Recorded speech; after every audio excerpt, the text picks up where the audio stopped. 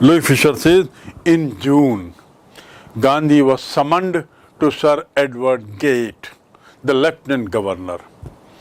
To summon मैंने बुलाना, court है समन्ड मैंने बताया, सरकारी न्यायालय का आदेश जो होता है वो समन कहलाता है। यहाँ भी सरकारी आदेश ही था, so it is called summons. Gandhi was summoned to Sir Edward Gate. जो लेफ्टिनेंट गवर्नर थे उनका आदेश आया कि हमसे मिलो। Before he went to leading associates, he met leading associates and again laid detailed plan for civil disobedience if he should not return. इससे पहले कि वो वहाँ जाते, before he went, इससे पहले कि वो जाते, गांधी जी ने लीडिंग एसोसिएट अपने मुख्य सहयोगियों से मुलाकात की, जिनमें वकील भी थे, जिसमें शायद कुछ किसान भी थे, उन लोगों से मुलाकात। एसोसिएट मतलब सहयोगी, उसी से बना एसोसिएशन, जिसमें सब सहयोगी लोग रहते हैं। सो ही मेट लीडिंग मतलब नामी, leading player, leading cricketer, leading batsman, तो इसका मतलब नामी। And again laid details plan, और उन्होंने फिर से एक डिटेल प्लान बनाया, जैसे उन्होंने वकीलों के लिए बनाया था जोड़ी जोड़ी में, कि यदि मैं जेल गया तो आप लोग इस क्रम में जेल आओगे, पकड़ाए तो, पकड़े गए तो, गिरफ्तार किए गए तो। इस बार गांधी ने फिर लेफ्टिनेंट गवर्नर से मिलने के पहले सविनय अवज्ञा की तरह ही एक फिर योजना बनाई, plan for civil disobedience if he should not return. यदि वापस मैं नहीं आया लेफ्टिनेंट गवर्नर के पास से, तो आप लोग सविनय अवज्ञा ऐसे करोगे। ऐसा उन्होंने प्लान अपने महत्वपूर्ण सहयोगियों के साथ मिलकर बना लिया। लेकिन प्लान में क्या था? सविनय अवज्ञा। Gandhi had 4 protracted interviews. Gandhi के 4 बड़े लंबे दौर चले वार्ता के। प्रोट्रैक्टेड मतलब लंबे, प्रोट्रैक्टेड सिस्टम, लंबा चलने वाला। तो किनके साथ दौर चले? ये लेफ्टिनेंट गवर्नर मिस्टर गेट के साथ, who as a result appointed an official commission of inquiry। और इन 4 दौर का परिणाम क्या हुआ? एज ए रिजल्ट मतलब के परिणाम स्वरूप, इस 4 लंबे दौर की बातचीत के वार्ता के परिणाम स्वरूप लेफ्टिनेंट गवर्नर ने एक इंक्वायरी कमेटी बैठाई, कमीशन ऑफ इंक्वायरी। किस लिए? उसका उद्देश्य क्या था? Into the indigo cropper situation. Indigo नील की खेती करने वालों की जो स्थिति थी, उसको लेकर एक समिति बनाई, उनकी समस्याओं का अध्ययन करने के लिए।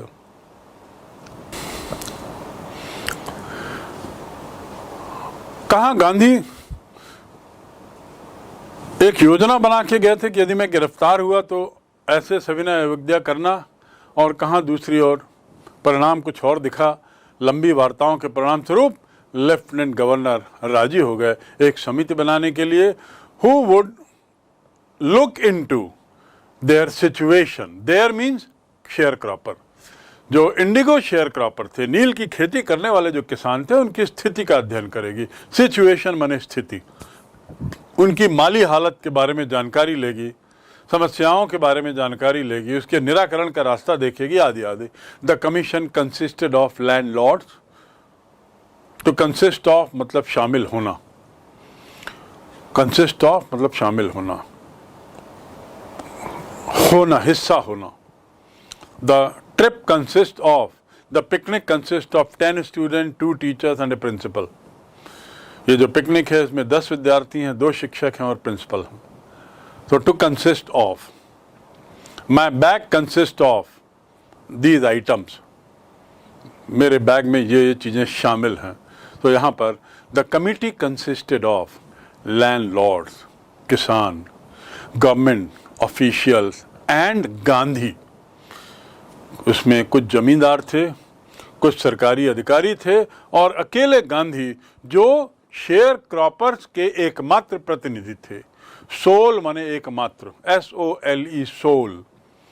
सोल माने जूते का सोल भी होता है जिसे नीचे जूते के नीचे लगा रहता है, और एक होता है SOUL, सोल। सोल माने आत्मा। तो यहां पर सोल मतलब क्या होता है? एकमात्र। एकमात्र प्रतिनिधि के रूप में किसानों के गांधी भी उस कमेटी में थे। Gandhi remained in Champaran for an initial uninterrupted period of 7 months। To remain माने होना, जैसा मैंने पहले बताया। अनइंटरप्टेड माने निर्बाध, बिना किसी ब्रेक के, लगातार। There is an uninterrupted rain in Raipur for the last 7 days। गत 7 दिनों से निर्बाध गति से बिना रुके लगातार बारिश हो रही है। अनइंटरप्टेड, टू इंटरप्ट मतलब बाधा पहुंचाना। Don't interrupt in my issue, मेरे मामले में बाधा मत पहुंचाओ।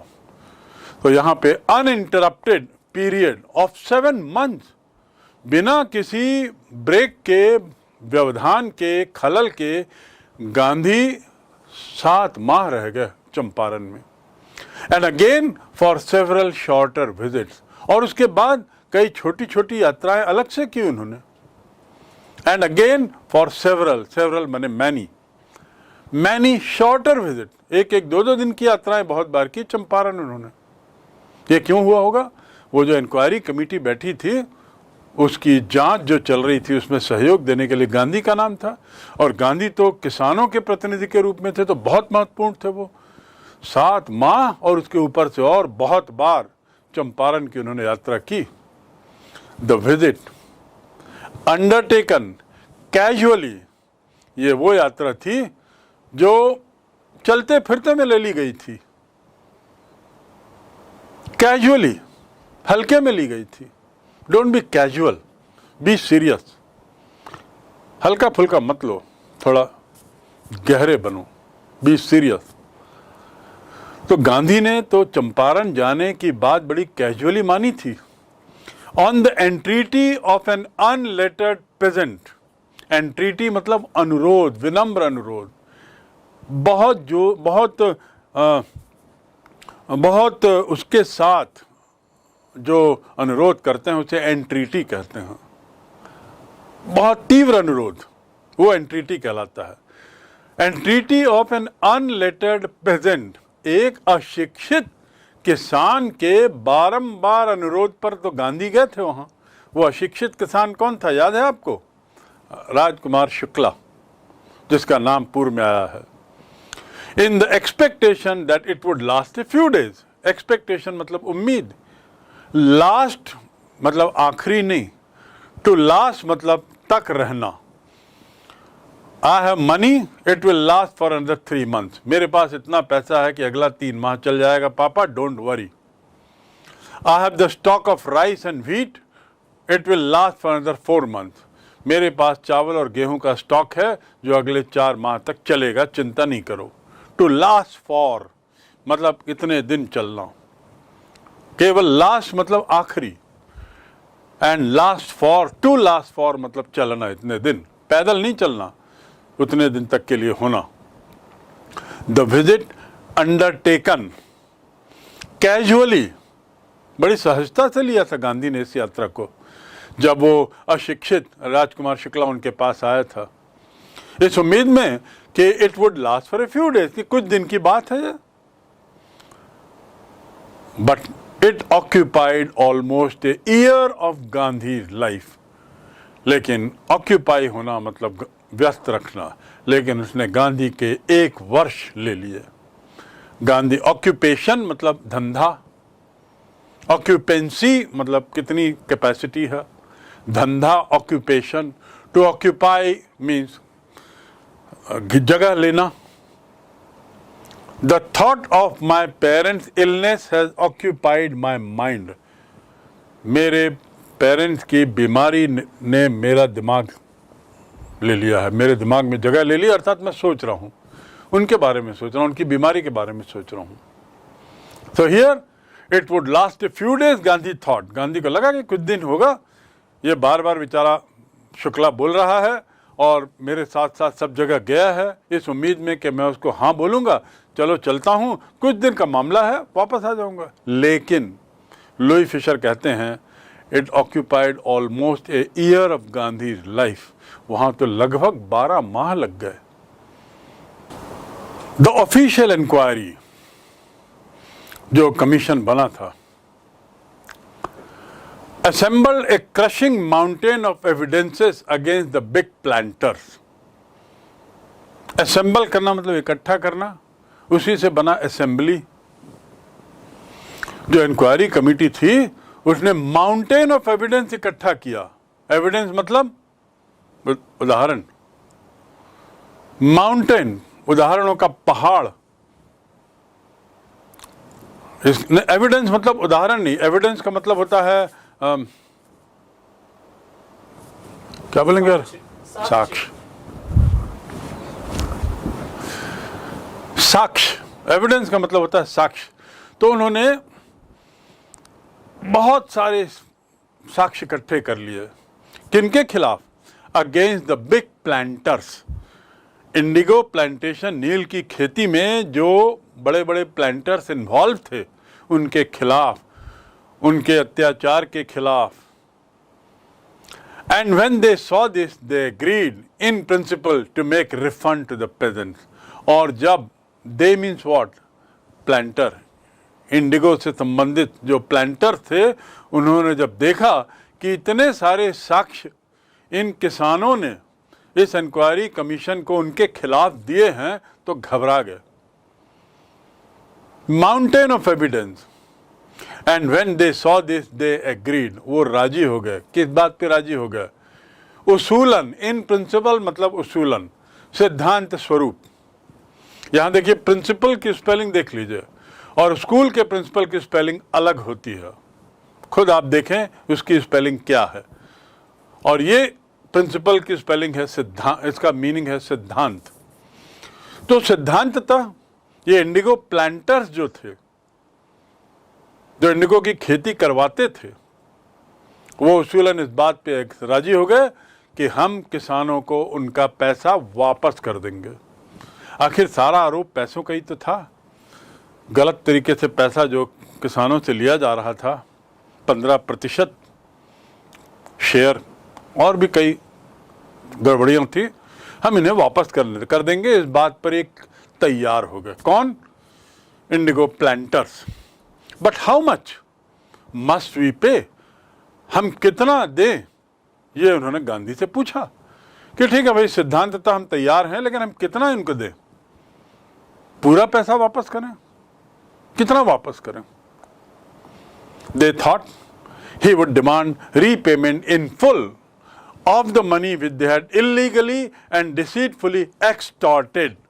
To extort मतलब किसी से निकलवाना। Extortion मतलब क्या होता है? वसूली करना। आपने सुना होगा जबरन वसूली मतलब एक्सटॉर्शन। बदमाश लोग करते हैं कई बार, राहगीरों से जबरदस्ती वसूली करते हैं जिसका कोई उद्देश्य नहीं, केवल पैसा लेना और दूसरे के पैसे पे ऐशो आराम करना। सो यहाँ पर प्लांटर्स को लगा कि गांधी से जब हमने पूछा कि कितना पैसा हम वापस करेंगे, तो जवाब आएगा कि पूरा पैसा जो आपने इलीगली, गैर कानूनी रूप से और डिसीटफुली मतलब धोखा देकर, किसानों को धोखा देकर। इसमें कई तरह के धोखे थे जिसका जिक्र मैं यहाँ नहीं करता, पर आज भी कई बार आप गांव में पाओगे कि किसानों के साथ बड़े धोखे करते हुए जमींदार लोग आज भी पैसा उगालते हैं। और वो प्रथा उस समय भी थी, पर बहुत बड़े स्तर पे थी। तो धोखे से जो पैसा हमने कमाया है, जो इनसे जबरदस्ती वसूली की है, ये पूरा का पूरा पैसा हमें वापस करना होगा, ऐसा जवाब आएगा गांधी का। डिसीटफुली एक्सटॉर्शन, जबरन वसूली, which they had illegally done with sharecroppers. लेकिन ये जो इंडिगो प्लांटर्स थे ये भी चौंक गए गांधी का जवाब सुनकर। गांधी से उन्होंने पूछा कि भाई कितना पैसा, और उनको लगा कि गांधी कहेंगे भाई पूरा पैसा जो आप लोगों ने इलीगली लिया है। तो गांधी क्या कहते हैं, ही आस्क्ड ओनली 50%। उन्होंने कहा जितना आपने गलत तरीके से इन लोगों से पैसा लिया उसका केवल 50% दे दीजिए। There he seemed adamant, adamant मतलब अड़ जाना, ऐसा लगा 50% पे गांधी अड़ जाएंगे, मतलब गांधी 50% से कम पे नहीं मानेंगे। To be adamant, don't be adamant, be lenient, थोड़ा सा नम्र हो, इतने जिद्दी मत बनो, इतने अड़ियल मत बनो। एडामेंट मतलब अड़ियल। तो दे थॉट कि गांधी 50% पे अड़ जाएंगे। ये कौन लिखता है, ये लिखता है एक J.S. हॉज नाम का एक ब्रिटिश मिशनरी जो वहाँ ईसाई धर्म का प्रचारक था, पादरी था। वो लिखता है कि गांधी की सोच को लेकर कुछ शंका थी और इंडिगो प्लांटर्स को लगा कि गांधी जी 50% बोलेंगे और उस बात पे अड़ जाएंगे। So rights reverend J.S. हॉज, ए ब्रिटिश मिशनरी इन चंपारण। मिशनरी जैसा मैंने बताया फादर, पादरी, ईसाई धर्म का प्रचारक जो वहाँ रहता था, वो भी इस घटनाक्रम को देख रहा था। उसका नाम था J.Z. हॉज। रेवरेंड मतलब आदरणीय।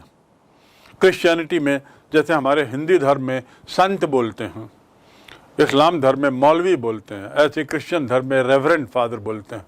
तो रेवरेंड फादर हॉज ने लिखा है कि ऐसा लगा कि गांधी जड़ जाएंगे 50 पे। Who observed entire episode at close range. Episode मतलब घटनाक्रम, ऑब्जर्व माने देखना, क्लोज रेंज मतलब निकट से जिसने पूरे घटनाक्रम को देखा था। पूरा घटनाक्रम, चंपारण में गांधी का आना, फिर किसानों का आना, फिर न्यायालय, न्यायालय के बाद एलिफेंट से पकड़ के लाना, और ये सब पूरा घटनाक्रम जो बड़े निकटता से वो फादर देख रहे थे, उसको लगा कि गांधी जी 50 पड़ जाएंगे। Thinking probably that he would not give way. To give way मतलब बात मान लेना। Give और way दोनों के अलग अलग अर्थ हैं, लेकिन to give way मतलब बात मान लेना। I gave way, finally मैं बात मान गया। That Gandhi would not give way, Gandhi बात नहीं मानेंगे। The representative of the planters offered to refund to the extent of 25%। जो प्लांटर्स के जो प्रतिनिधि थे उन्होंने कहा 25% हम आपको दे देंगे, वापस कर देंगे, और ये मानते हुए कहा कि गांधी जी उनकी बात नहीं मानेंगे। That Gandhi would not give away.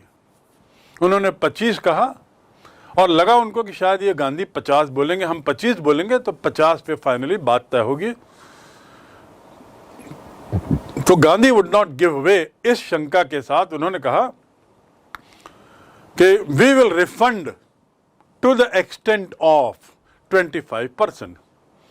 and to his amazement, और जो रिप्रेजेंटेटिव थे उसको बड़ा आश्चर्य हुआ जब Gandhi took him at his word, जब गांधी ने उसकी बात मान ली। Gandhi took him at his word मतलब शब्द ब शब्द उसने, गांधी ने उसकी बात स्वीकार कर ली। I take you by word, मैं तुम्हारी पूरी बात स्वीकार करता हूं। देखिए कितना बढ़िया उपयोग है। To take someone by word मतलब पूर्ण रूप से स्वीकारना। तो Gandhi took him by word, thus breaking the deadlock. Deadlock मतलब एक ऐसा जहां जिससे आगे कुछ रास्ता ना दिखे। तो गांधी ने बड़े आश्चर्यजनक तरीके से, अमेजमेंट, टू बी अमेज्ड मतलब आश्चर्यचकित हो जाना, बड़े आश्चर्यजनक तरीके से गांधी ने उनकी बात शब्द ब शब्द स्वीकार कर ली। कौन सी बात कि 25% हम रिफंड करें। वो तो ये सोच के गए थे हम 25 बोलेंगे, गांधी 50 मानेंगे और 50 पे अड़ जाएंगे। यहाँ गांधी ने एक बार में उनकी बात, उनका अनुरोध स्वीकार किया और बोले ठीक है 25% दे दो। अब आपको लग रहा होगा ये क्यों हुआ ऐसा, गांधी क्यों इस बात मान गए, और वो भी 25%। इतना बड़ा आंदोलन किया, पूरा पैसा लेना था। गलत पैसा तो पूरा पैसा दें, लेकिन इसके पीछे भी गांधी की एक सोच थी। ऐसी ही सोच ने उन्हें किसानों का मसीहा बनाया, ऐसी ही सोच ने उन्हें वकीलों का मसीहा बनाया, ऐसी ही सोच ने उन्हें अंग्रेजों के खिलाफ चंपारण में विजय दिलाई, और ऐसी ही सोच ने अब यहाँ पर जमींदारों को भी उनके पक्ष में कर दिया। This settlement was adopted unanimously by the commission. Unanimously मतलब एक रूप से, एक स्वर में। ये जो सेटलमेंट मतलब सहमति, ये जो सहमति हुई 25% की, और जिसे गांधी ने शब्द ब शब्द एक बार में स्वीकार कर लिया। अडॉप्ट करना मतलब स्वीकार करना। This settlement was adopted unanimously, एक मत से सब लोगों ने इस सेटलमेंट को स्वीकार कर लिया। Gandhi explain that the amount of refund was less important. लोगों ने पूछा होगा, आपके मन में भी आया होगा, मेरे मन में भी आया था कि गांधी 25% पे क्यों राजी हो गए। जब लोगों ने पूछा तो गांधी ने कहा, एक्सप्लेन किया कि amount of refund was less important. कितना पैसा वापस मिलेगा ये मेरे लिए कम महत्वपूर्ण है, than the fact that the landlord had been obliged to surrender the part of money। मेरे लिए ज्यादा महत्वपूर्ण यह है कि लैंडलॉर्ड अब अपने पैसे की कमाई का एक हिस्सा देने के लिए तैयार हो गया। नहीं तो जमींदार ये लोग किसी के सामने झुकते नहीं थे। कितना तीव्र विरोध कर रहे थे गांधी का, जब गांधी और उनकी इंक्वायरी कमेटी किसानों से बातचीत कर रही थी। वैसे ही जैसे अंग्रेज किसी के सामने झुकते नहीं थे, उनको गांधी ने न्यायालय में झुका दिया सविनय अवज्ञा से। ऐसे यहाँ भी गांधी ने कहा, मेरे लिए पैसा वापस लेना पूरा जरूरी नहीं था, वो इम्पोर्टेंट नहीं था, वो महत्वपूर्ण नहीं था। ज़्यादा महत्वपूर्ण था किसानों को ये महसूस करा देना कि हम जमींदारों को झुका दिए, और जमींदारों को ये महसूस करा देना कि तुमसे हम कुछ पैसा निकाल सकते हैं, हम जितना चाहें, हम में उतनी ताकत है। और साथ ही साथ उनका दिल जीत लेना कि हम पूरी तरह तुमसे पैसा नहीं लेंगे क्योंकि बहुत सा तुमने खर्च कर दिया होगा, ठीक है इतना दो। तो had been obliged to surrender part of money and with it part of the prestige। और गांधी के लिए ज्यादा इंपॉर्टेंट ये नहीं था, प्रेस्टीज मतलब प्रतिष्ठा, प्रेस्टीज मतलब प्रतिष्ठा। obliged to surrender मतलब forced to surrender। ऐसी स्थिति में ले आना, to be obliged, I am obliged to you, मैं आपके प्रति ऋणी हूं। I am obliged to you because you helped me in needy time। जब मुझे जरूरत थी आपने मुझे मदद की, इसके लिए मैं आपका ऋणी हूं। तो to be obliged to मतलब ऋणी होना। So landlord had been obliged to surrender the part of money। Landlord लोगों को पैसा, उनकी जेब से पैसा निकलवाना ये मेरे लिए ज़्यादा महत्वपूर्ण था। और साथ ही उनकी जो प्रतिष्ठा है उसको थोड़ी चोट पहुंचाना भी इम्पोर्टेंट था। उनको महसूस कराना कि ये तुम्हारी प्रतिष्ठा अपने पास रखो, किसानों के सामने मत बताओ, तुम्हारी प्रतिष्ठा किसानों के बल पर है। और इतना अपने को बड़ा मत समझो कि तुम्हारी प्रतिष्ठा पर कोई चोट नहीं पहुंचा सकता। ऐसा गांधी ने एक तरीके से मानो 25% पर सहमत होकर ये सब मैसेज दे दिया। इसलिए प्रेस्टीज मतलब मैंने बताया प्रतिष्ठा, प्रतिष्ठा को चोट पहुंचाना जो उद्देश्य था वो पूरा हो गया। साथ ही किसानों से पैसा निकलवाना, जमींदारों से पैसा निकलवाना, ये क्षमता साबित करना भी संभव हो गया। Therefore, as far as peasants are concerned, जहाँ तक किसानों की बात है, so far as मतलब जहाँ तक, as far as मतलब जहाँ तक, as far as किसान्स were concerned, जहाँ तक किसानों की बात है, the planters had behaved as lords above the law। अभी तक ये जो प्लांटर्स थे, इनका व्यवहार मानो ऐसा था कि ये कानून से ऊपर हैं, behaved as lords above the law, मानो एक कानून से ऊपर हैं, ऐसा बर्ताव इन किसानों के साथ करते थे। अब वो व्यवहार भी बंद हुआ, उन्हें अपनी औकात पता लग गई, वे अब धरातल पे आ गए। Now the farmer saw that he had rights and defenders. अब किसानों को महसूस हुआ, उन्होंने देखा कि उनके अपने अधिकार हैं और उन अधिकारों के रखवाले भी हैं। डिफेंडर मतलब रक्षा करने वाले, गांधी और वो वकीलों की दल जिसमें राजेंद्र बाबू थे और सहाय थे और बहुत से लोग थे। तो अब किसानों को राहत मिली, उनमें कॉन्फिडेंस आया, उनका विश्वास जागा। Now the peasant saw that they had rights and defenders. He learned courage. और किसान को लगा, उसको साहस भी आया, उसने सीखा साहस क्या होता है। करेज मतलब साहस, बहादुरी। राइट्स, डिफेंडर्स, करेज, तीनों चीज़ों से अब मिलेंगी या उसकी हैं, इस पर उसका विश्वास जागा किसानों का। ये चंपारण की घटना क्यों बहुत महत्वपूर्ण है, इस अध्याय से आपको पता लग रहा है। Events justifies Gandhi's position. Justify करना मतलब न्यायोचित ठहरना। आने वाली घटनाएं, गांधी की जो स्टैंड था, गांधी ने जो निर्णय लिया था फीस को लेकर, पैसे के रिफंड को लेकर, और जो हिडन मैसेज, छुपा हुआ जो उन्होंने मैसेज उनकी गतिविधि में था, उससे गांधी का ये जो व्यवहार था वो तर्क संगत लगा, न्यायोचित लगा। Within a few years, the British planters abandoned their estate. To abandon करना मतलब त्याग देना, छोड़ देना। I have abandoned this house. This building is abandoned building. ये भवन जो है ये abandoned है, सब ने त्याग दिया है, कोई नहीं रहता, कोई रहने वाला नहीं है, ऐसा भवन है। तो आने वाले दिनों ने साबित कर दिया कि गांधी ने जो निर्णय लिया था रिफंड को लेकर और उसके तहत जो मैसेज देना चाहते थे वो कितना सही था, ये आने वाले दिनों ने साबित कर दिया। कैसे? कुछ ही वर्षों में जो प्लांटर्स थे, अंग्रेज प्लांटर्स, जो अभी तक इन किसानों को चूस रहे थे, अत्याचार कर रहे थे, उन्होंने वो जो एस्टेट्स हैं, वो जो ज़मीनें थी, उसको छोड़ दिया, उसको छोड़ के चले गए, क्योंकि अब कुछ फ़ायदा नहीं हो रहा था, कुछ मुनाफा नहीं हो रहा था, अत्याचार कर नहीं पा रहे थे।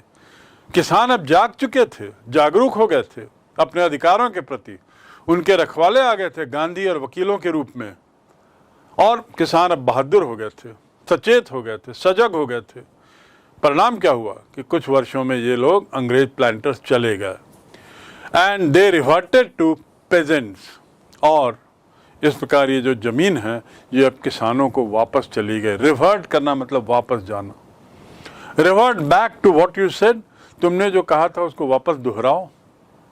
रिवर्ट, रिवर्ट मतलब पुनः दोहराओ। तो अब ये जो ज़मीन है पुनः किसानों को वापस चली गई, जिसको प्लांटर्स ले लेते थे। इंडिगो शेयर क्रॉपिंग डिसअपियर्ड, और इस प्रकार इंडिगो की जो शेयर क्रॉपिंग थी, जो प्रथा थी, बहुत बुरी थी, जिससे परेशान थे किसान लोग, उसका परिणाम था, जिसके परेशानी से के कारण शुक्ला नाम का व्यक्ति गांधी को मिलने जाता है लखनऊ, उनके साथ साथ पूरा देश घूमता है और फिर अनुरोध करता है समय मिलने पर कि गांधी चंपारण आइए। अब ये बात यहाँ पर रुकती है और शेयर क्रॉपिंग की जो प्रथा थी, बुरी प्रथा, वो समाप्त हो जाती है। So a big change comes out of nothing. कहाँ एक शुक्ला मिलने गया और कहाँ इतना बड़ा बदलाव आ गया, लेकिन ये बदलाव बहुत महत्वपूर्ण था। Gandhi never contented himself with large political और इकोनॉमिक सॉल्यूशंस। गांधी कभी भी बड़े स्तर पर कोई राजनीतिक या आर्थिक बदलाव या समस्याओं के प्रति नहीं थे चिंतित। वो हमेशा ऐसा नहीं था कि वो बड़ी ही समस्याओं के पीछे भागेंगे। Never contented himself. To be content with मतलब संतुष्ट होना। गांधी कभी बड़ी समस्याओं के लिए ही संतुष्ट होंगे, उनको लेकर उनके निराकरण का ऐसा नहीं था। He saw the cultural and social backwardness in Champaran. उन्होंने चंपारण में सांस्कृतिक बुराइयां, सामाजिक बुराइयां, सांस्कृतिक पिछड़ापन, सामाजिक पिछड़ापन उसे निकट से देखा चंपारण के गांव में। And wanted to do something about it immediately. और चाहते थे कि इसके लिए कुछ तुरंत किया जाए। गांधी बड़े बड़े कार्यक्रमों के लिए नहीं थे कि बड़ी आर्थिक समस्याओं को ही देखें, बड़े राजनीतिक समस्याओं में उलझें। उनके लिए छोटी समस्याएं भी बहुत महत्वपूर्ण थी। चंपारण की समस्या उनकी नज़र में शुरू में बड़ी छोटी समस्या थी, लेकिन वो सोचते थे कि छोटी समस्या से ही बड़ी निराकरण निकलते हैं। So here now Gandhi wants to change social life, cultural life of the people of Champaran. He appealed for the teachers। उन्होंने टीचरों के लिए अपील की। किनको? महादेव देसाई और Narhari Pareek, two young men who had joined Gandhi as disciple। Disciple माने शिष्य। ये दो व्यक्तियों ने, नरहरि पारिक और महादेव देसाई ने जो गांधी के शिष्य थे, उनको उन्होंने अपील किया। परिणाम स्वरूप क्या हुआ कि ये दोनों व्यक्ति, शिक्षकों से अपील की तो ये दो व्यक्ति और इनकी पत्नियां volunteered for the work. To volunteer मतलब स्वयं सेवा देना, बिना किसी तनख्वाह की उम्मीद किए, बिना किसी सुख सुविधा ऐशो आराम की उम्मीद किए, मुफ्त में अपनी शिक्षा देने के लिए समर्पित होना, उसे कहते हैं volunteer. So Desai, Parikh and their wives, they came forward to give free education, free teaching. When Gandhi appealed, these two joined Gandhi. They were disciples, Shishya of Gandhi. Several more came from Bombay, Pune and other distant parts of land. Gandhi की शिक्षकों के पर appeal किए जाने का परिणाम यह हुआ कि सेवरल, मैनी मोर, और भी बहुत से लोग पूना से आए, बम्बई से आए और देश के विभिन्न भागों से अब आ गए। कहाँ? चंपारण के आसपास। क्यों? गांधी के अनुरोध पे, शिक्षकों के अनुरोध पर। क्यों अनुरोध किया था? वहाँ सामाजिक बदलाव और सांस्कृतिक बदलाव लाने के लिए उन्होंने जो अनुरोध किया था, उसका परिणाम हुआ कि ये लोग आए। देवदास जो गांधी का यंगेस्ट सन था, he arrived from आश्रम and so did Mrs. Gandhi. Gandhi का सबसे छोटा बेटा जिसका नाम देवदास था, जो आश्रम में रहता था, और गांधी जी की पत्नी श्रीमती कस्तूरबा गांधी, ये भी अब आ गए वहाँ पढ़ाने के लिए गांधी की अपील पर, अनुरोध पर। प्राइमरी स्कूल्स वर ओपन्ड। प्राथमिक शालाएं खोली गईं। इन 6 विलेजेस, 6 जिलों में प्राथमिक शालाएं खोली गईं। और कस्तूरबाई टॉट द आश्रम रूल्स, और सबके काम बांट दिए गए, जिसमें कस्तूरबाई को आश्रम के नियमों को पढ़ाने का, आश्रम के नियमों को बताने का उसकी जिम्मेदारी दी गई। जहां तक कस्तूरबा की बात है, आश्रम के नियमों के अलावा सफाई, क्लीनलीनेस और कम्युनिटी सैनिटेशन। सैनिटेशन मतलब जैसे सुलभ शौचालय आप सुनते हैं, टॉयलेट्स, कम्युनिटी टॉयलेट, ऐसे टॉयलेट जहां पर जो किसी एक परिवार या एक व्यक्ति के नहीं बल्कि कम्युनिटी के लिए बना है। तो ऐसे कम्युनिटी टॉयलेट की सफाई व्यवस्था के लिए की बातें कस्तूरबा गांधी करती थी, पढ़ाती, बताती थी, साथ ही सफाई की महत्ता बताती थी। और उसके अलावा प्राइमरी स्कूल्स में आश्रम के क्या नियम हैं, इस पर भी प्रकाश डालती थी, लोगों को, बच्चों को समझाती थी। हेल्थ कंडीशंस वर मिजरेबल। मिजरेबल मतलब शोचनीय, दयनीय। स्वास्थ्य की स्थिति बड़ी शोचनीय, दयनीय थी। Gandhi got a doctor to volunteer his services. Gandhi ने एक डॉक्टर को बुलाया जिसने स्वयं सेवा देने के लिए अपने को सामने लाया। फॉर 6 months, 6 माह के लिए स्वयं सेवी डॉक्टर की एक सेवा ली गांधी ने, जो वहाँ की स्वास्थ्य की स्थिति को सुधार लाएगा, लोगों के स्वास्थ्य में बदलाव लाएगा। 3 medicines were available, और 3 दवाइयाँ उपलब्ध थी। पहला कैस्टर ऑयल, देखिए दवाइयों कैसी थी, कैस्टर ऑयल, दूसरा कुनैन, और तीसरा सल्फर ऑइंटमेंट। ये 3 दवाइयों के रूप में वहां पे उस डॉक्टर के द्वारा स्वास्थ्य सुधार के नाम से लाई गई थी। Anybody who showed a coated tongue was given a dose of castor oil. ऐसा भी कोई व्यक्ति who showed, जिसके जीभ में कुछ लेयर दिखाई दे, कोटेड, कुछ खराबी दिखाई दे, तो उसे क्या दिया जाता था? A dose of castor oil. Castor oil का 1 चम्मच उसे दे दिया जाता था। ये इलाज था। Anybody with malaria received quinine. जिसे कुछ मलेरिया होता था उसे कुनैन नाम की दवाई दे दी जाती थी, और साथ ही कैस्टर ऑयल दे दिया जाता था। Anybody with skin eruptions. Eruptions माने जो घाव हो जाता है, जो निकल जाता है फुंसी फुंसी जैसा, चमड़ी में जो स्किन की बीमारी। रिसीव्ड ऑइंटमेंट, उसे ऑइंटमेंट दिया जाता था, sulphur ointment plus castor oil. यानी इन 3 दवाओं से अधिकतर बीमारियों का इलाज। और उस ग्रामीण पृष्ठभूमि में अधिकतर लोगों को यही बीमारियां थी, तो कम से कम इन मुख्य बीमारियों से जिनकी संख्या बहुत ज़्यादा थी पेशेंट की, उस वो तो हटेंगी। और ये 3 दवाइयाँ था, 1 डॉक्टर था, और 6 माह वो रहने वाला था। तो इस प्रकार स्वास्थ्य का जिम्मा एक डॉक्टर के हाथ और 3 दवाइयों के बल पर वहाँ पे ले लिया गया। Gandhi did not stop here. Kasturba पढ़ा रही थी, महादेव पढ़ा रहे थे, उनके दोनों शिष्य पढ़ा रहे थे, उनकी वाइफ पढ़ा रही थी, डॉक्टर को ले आए, पर गांधी यहाँ रुके नहीं और आगे बढ़े। He notice the filthy state of women's clothes. Filthy मतलब बुरी, बहुत गंदी, बहुत ही गंदी स्थिति थी महिलाओं के कपड़ों की। जैसा सैनिटेशन मैंने बताया, सफाई से संबंधित, टॉयलेटरी से संबंधित। इरप्शंस मतलब फुंसियां, चमड़ी में जो हो जाती हैं, स्किन में हो जाती हैं। ऐसे ही फिल्थी मतलब बहुत गंदी। तो गंदी साड़ियों की जब हालत देखे, कपड़ों की हालत महिलाओं के, तो गांधी का ध्यान गया। He asked Kasturbai to talk to them about it.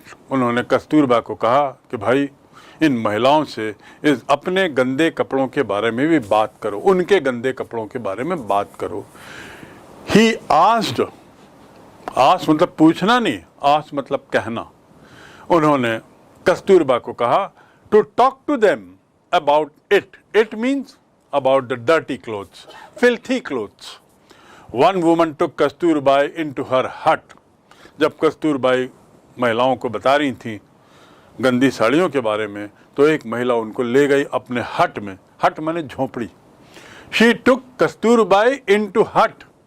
अपने हट में ले गई, अपनी झोपड़ी में ले गई और कहा, Look, there is no box. यहाँ कोई बॉक्स नहीं रखा है। There is no cupboard. Cupboard मैंने आपको बताया था पहले भी, कबर्ड मतलब रैक। उसकी हम लोग कबोर्ड बोलते हैं जिसे, वो एक्चुअली कबर्ड है, और उसकी स्पेलिंग देखिए, cup plus board, but pronunciation is cupboard. तो यहाँ कोई बॉक्स नहीं रखा है, देखिए यहाँ कोई कबर्ड नहीं रखा है कपड़ा रखने के लिए। The sari I am wearing is the only one I have. जो साड़ी मैं पहन रही हूं वह एकमात्र साड़ी मेरे पास है। ये उसने कब कहा? जब कस्तूरबाई इन महिलाओं को गंदी साड़ी को लेकर लेक्चर दे रही थी, तो वो महिला थोड़ी सी विचलित हो गई और उसने कहा, कस्तूरबाई आइए मेरे कमरे में, मेरे मकान में, मेरी झोपड़ी में, और देखिए यहाँ का दृश्य। ना आपको कोई बॉक्स दिखेगा, ना कोई यहाँ पे कबर्ड दिखेगा जिसमें मैं कपड़े रखती हूँ। ये जो साड़ी मैं पहनी हुई, ये अकेली साड़ी है जो मेरा कपड़ा है। ऐसा कह के वो सफाई देना चाह रही थी, बताना चाह रही थी कि हमारे कपड़े यदि गंदे हैं तो इसका एक बहुत बड़ा कारण है कि हमारे पास कपड़े और नहीं हैं। ज़्यादा धोने के लिए हम इसमें ज़्यादा मेहनत नहीं कर सकते, समय नहीं दे सकते। During his long stay in Champaran, Champaran के अपने लंबे निवास के दौरान Gandhi kept a long distance watch on the आश्रम। गांधी ने अपनी पैनी नज़र आश्रम पर भी रखी थी, वर्धाश्रम या साबरमती आश्रम। वो बार बार संपर्क में थे सतत रूप से, वहाँ की व्यवस्था को लेकर, वहाँ के नियम कानून के पालन को लेकर, आदि आदि। Gandhi kept a long distance watch, watch मतलब नज़र, लॉन्ग डिस्टेंस नज़र, दूर नज़र रखे थे। He sent regular instructions by mail, चिट्ठी से वो लगातार इंस्ट्रक्शंस भेज रहे थे regularly. And ask for financial account, और साथ ही लगातार हिसाब भी मांगते थे खर्च का। आश्रम में आया हुआ पैसा, उसका खर्च और उस खर्च का विवरण गांधी के द्वारा लगातार समय समय पर मांगा जाता था आश्रम के उन लोगों से जिनका काम था हिसाब रखना। Once he wrote to the residents of ashram that it was time to fill in the old latrine trenches.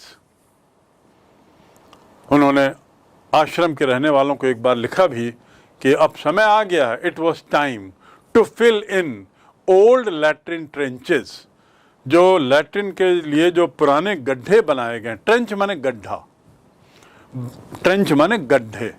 पुराने ज़माने में गड्ढों में लोग लैट्रिन करते थे, बड़े बड़े गड्ढे बनाए जाते थे, उसमें लैट्रिन करते थे और फिर जब वो भर जाता था तो पाट देते थे। ये पब्लिक सैनिटरीज इंडिया में, भारत में थी। तो गांधी ने कहा कि अब समय आ गया है कि पुराने गड्ढों को भर दिया जाए, to fill in old trenches and dig new ones, और डिग करना मतलब खोदना, और नए वाले खोद लिए जाएं, because the old ones would begin to smell bad, क्योंकि अब पुराने वालों से अब दुर्गंध आने लगेगी। अदरवाइज, अन्यथा, द ओल्ड वंस, पुराने वाले, they would begin to smell bad, अब वहाँ से दुर्गंध आने लगेगी। इसलिए समय आ गया है कि अब पुराने गड्ढों को पाट दिया जाए और नए गड्ढे बनाए जाएं। इसका मतलब क्या है? लुई फिशर बताना चाह रहे हैं कि चंपारण में भी रहते हुए नज़र गांधी की अपने आश्रमों में थी, पूरी पैनी नज़र थी, हिसाब किताब पर, कानून के पालन अनुपालन पर, वहाँ की ज़रूरतों पर और वहाँ के हिसाब पर, और उसके साथ ही साथ साफ सफाई पर। इसी साफ सफाई का उदाहरण देते हुए लुई फिशर इस ट्रेंच की बात कर रहे हैं। ट्रेंच का अर्थ गड्ढा।